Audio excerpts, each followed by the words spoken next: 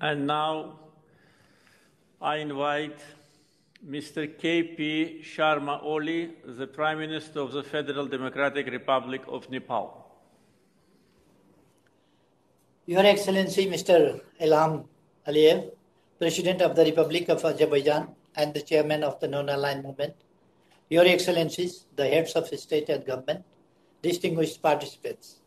At the outset, I would like to thank Your Excellency President Ilham Aliyev for this timely initiative to bring us together.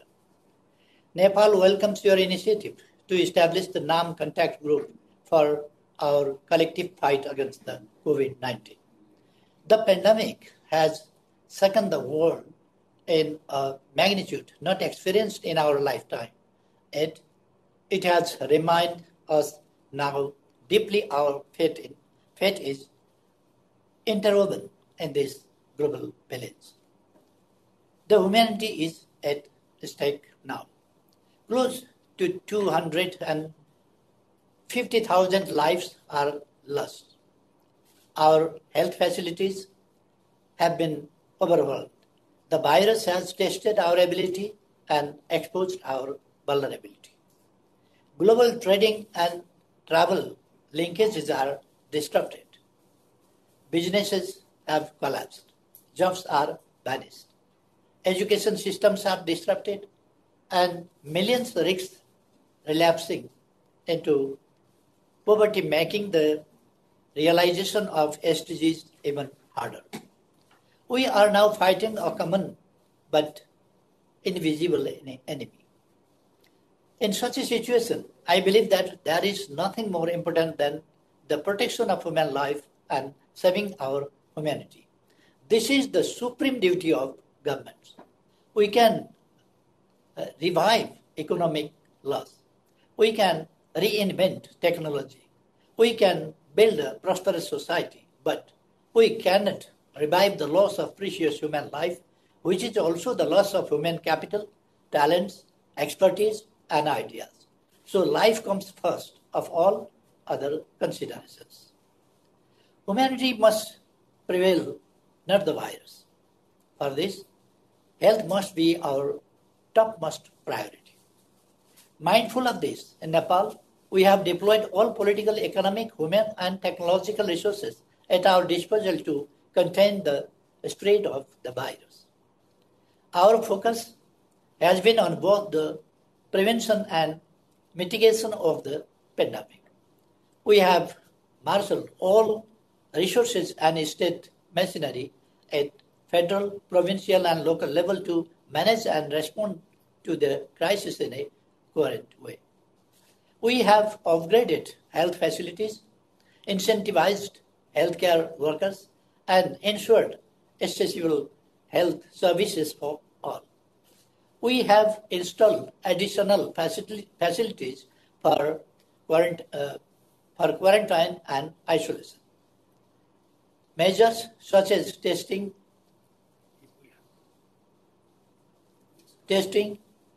contact tracing, quarantine, and social distancing.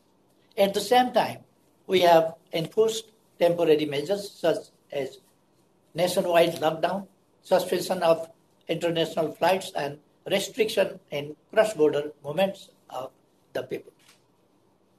I am happy to say that, as of today, there is no death from COVID-19 in Nepal. I must underline, though, the unprecedented economic hardship that we are facing. The whole economy is in standstill. Understandably, small enterprises, peasants, and daily wage earners are the hardest hit. Remittances and revenue sources have declined. Tourism has saturated. The pace of development will suffer, so will the sources of livelihood of the people. While we are determined to face the challenges, we believe that crisis of this proportion calls for robust global response. National endeavors must be complemented by international support measures. Here comes the indispensable role of the United Nations and its specialized agency, WHO. They must be strengthened and supported to promote cooperation, collaboration, and synchronize global response against the pandemic. Non-aligned movement as a group of 120 countries must use its numerical and moral strength to unite the world at this critical moment of human history. If the world unites, we will win the war. If the world divides, virus will defeat us. And there is no other choice, but the virus must be defeated. In this context, I would like to highlight the following points. First and foremost, NAM must remain united at this critical hour and support multilateralism and global cooperation to defeat COVID-19 and to help achieve the shared aspiration of peace, stability, and prosperity. Second, NAM must coordinate actions to help its member states and consolidate the voice of the poorest and most vulnerable population around the world in a spirit of global solidarity. In this regard, Nepal welcomes the proposal to establish the NAM task force to work out a database that will include requirements of NAM member states. Third, NAM must do its part to ensure that the world bounces back to normal. While galvanizing global unity, we need to scale up South-South cooperation by way of sharing experiences, transfer of technology, medical logistics, and equipment.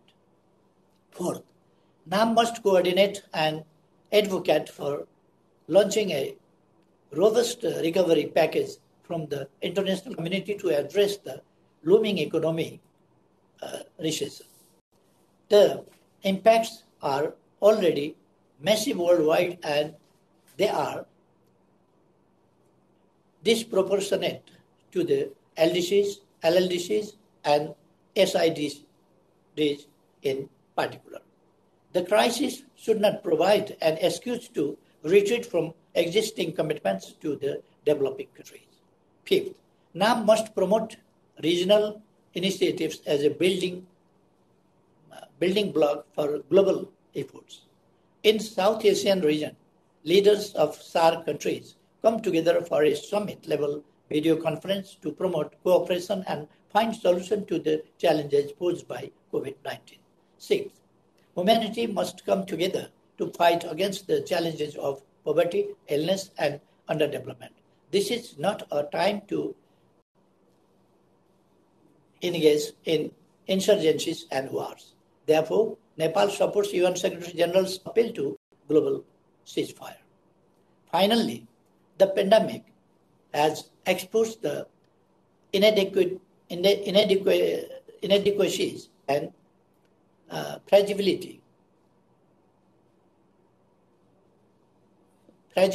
in existing economic system. We must ensure that states reorient economic arrangements and redeploy resources for building and maintaining of basic social protection, healthcare, and education.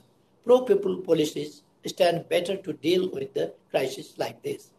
Therefore, I conclude, Mr. Chairman, let me express my profound condolences to the countries and families for the loss of lives and wish for speedy recovery to those undergoing treatment. Together, we will rebound and rebound better. I thank you for your attention. Thank you. Thank you, Mr. Prime Minister.